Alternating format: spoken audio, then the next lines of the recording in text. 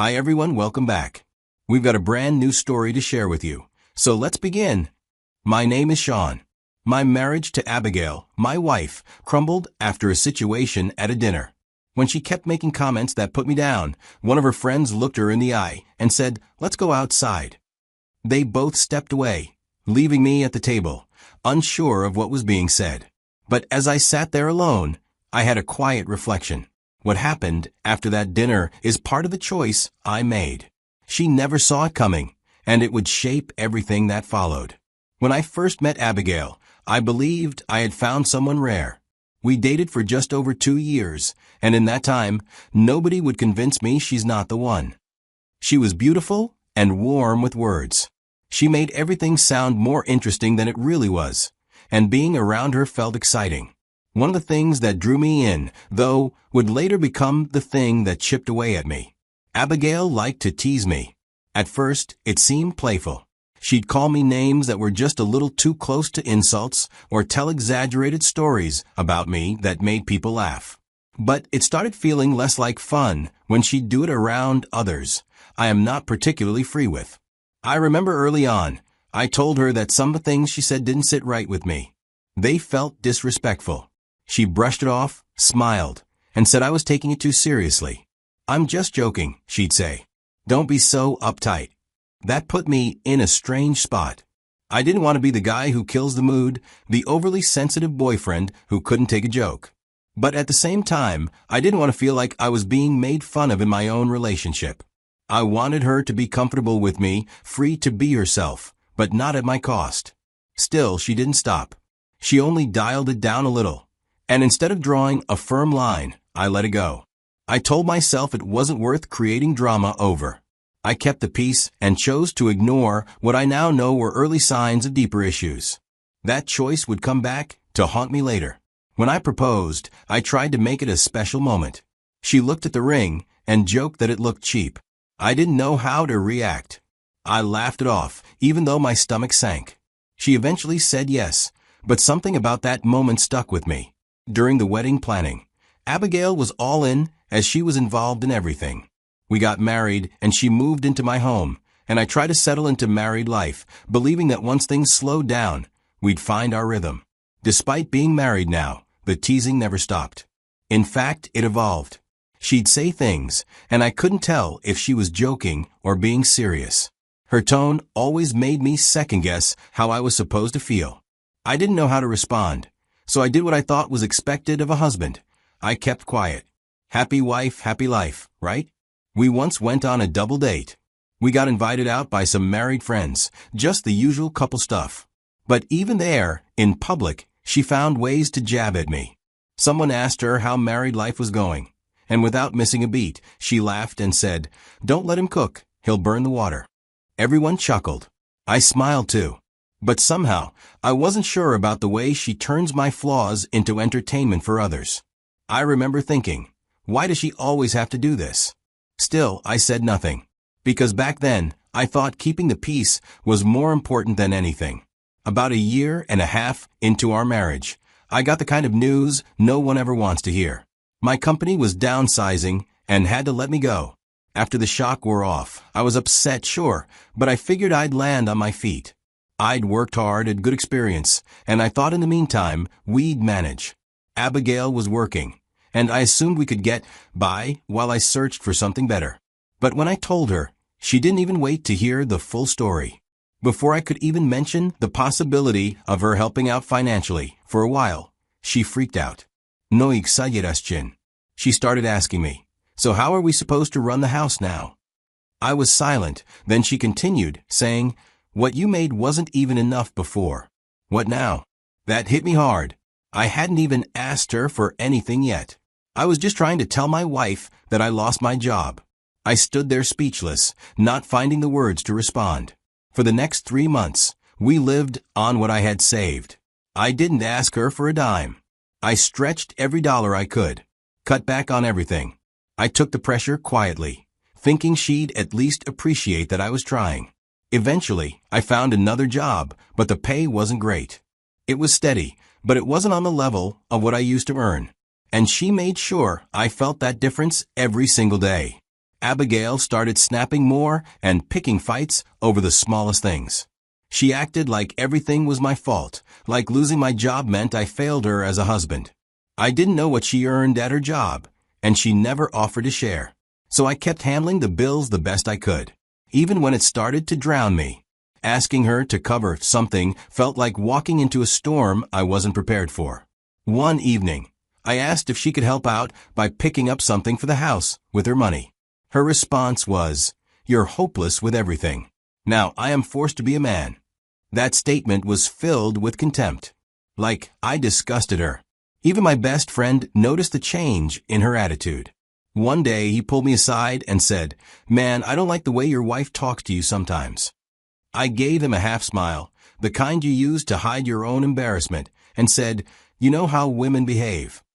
But even as I said it, I knew I didn't believe it. I just didn't know what else to say. A close mutual friend of ours was celebrating their wedding anniversary, and they decided to host a small dinner, just a few couples they were close to. When we got the invite, Abigail was thrilled. She went on and on about what she would wear, down to the shoes, the purse, even the exact shade of lipstick she wanted to try for the night.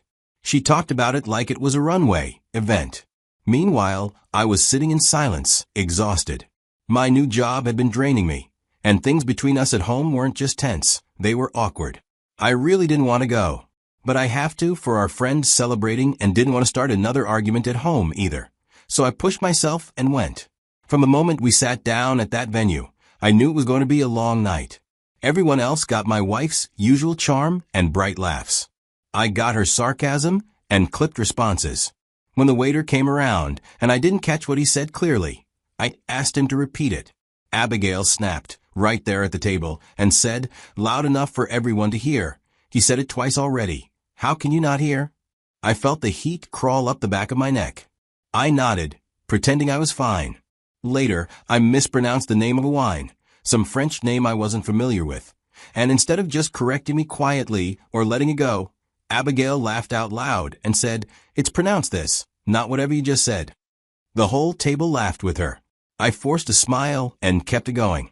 And just when I thought I could survive the night without any more damage, she brought up an old, embarrassing story about me. Something I definitely wouldn't have shared in that room. She told it like it was hilarious, and they all laughed again. I was shrinking inside and couldn't laugh like I used to. I felt small and exposed. That's when one of her friends looked straight at Abigail and said, "Hey, let's go outside." She said it casually, not to sound like a command. Abigail looked confused at first, like she wasn't sure why. But then she stood up and followed without saying anything. I just sat there and couldn't touch my food in front of me. I looked calm, but I was angry inside. A few minutes later, she came back to the table. She didn't look at me. She sat down, smiled at her friend across the table, and rejoined the conversation like nothing had happened. But this time, she didn't say another word about me. That was the night I knew I couldn't pretend anymore that I was fine. In the car, after that dinner, Abigail kept trying to talk to me like nothing had happened, but I didn't respond. And after a few minutes, she noticed. She kept glancing at me and eventually said, "Why are you acting like this?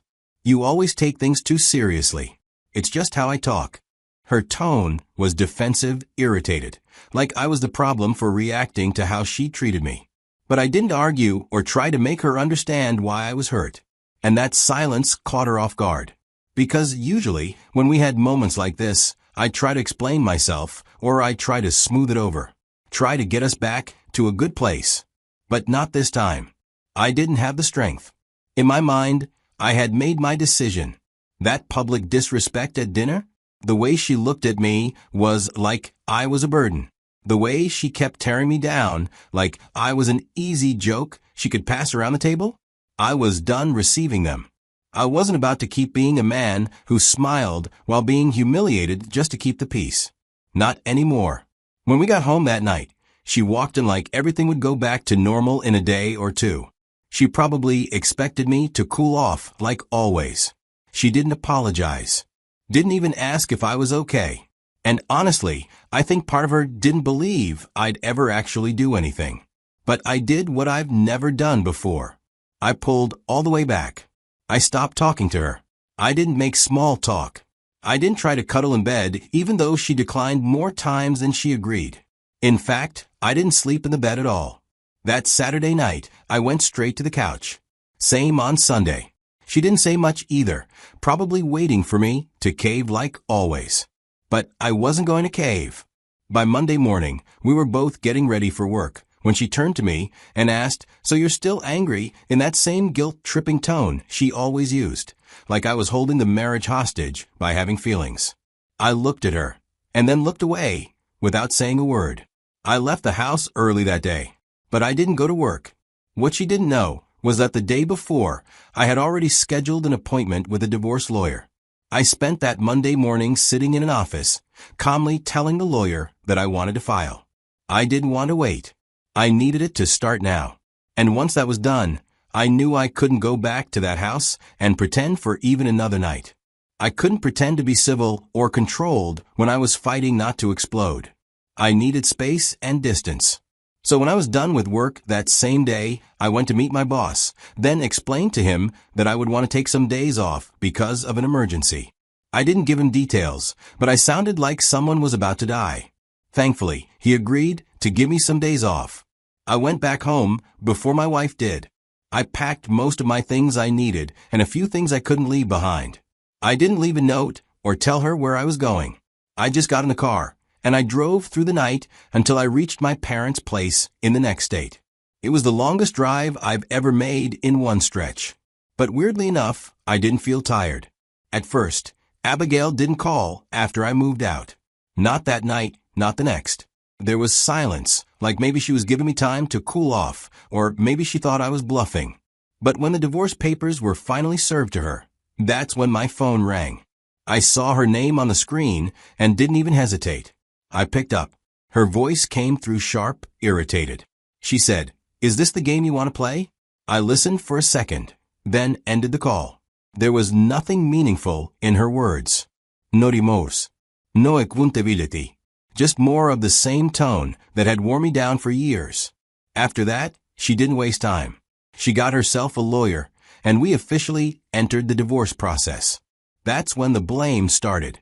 Through her lawyer, she claimed that I wasn't fulfilling my responsibilities as a man, that I wasn't stepping up, that I was weak, unmotivated, and the reason the marriage fell apart. I didn't fight fire with fire, but I made it clear. I told the court plainly that her lack of respect over time had turned our marriage into something toxic. The daily disrespect, the constant belittling, and the emotional erosion made staying unbearable. We were renting at the time, so there was no house to divide.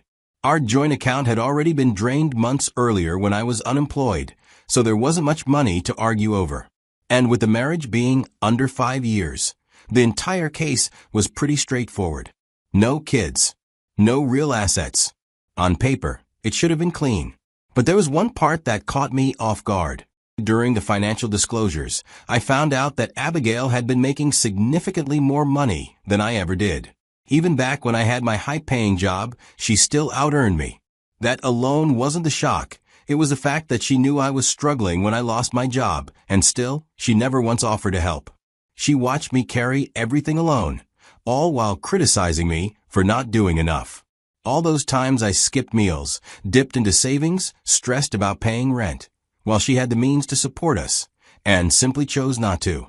In the end, the court ordered her to pay me spousal support for a time frame, which she clearly wasn't happy about.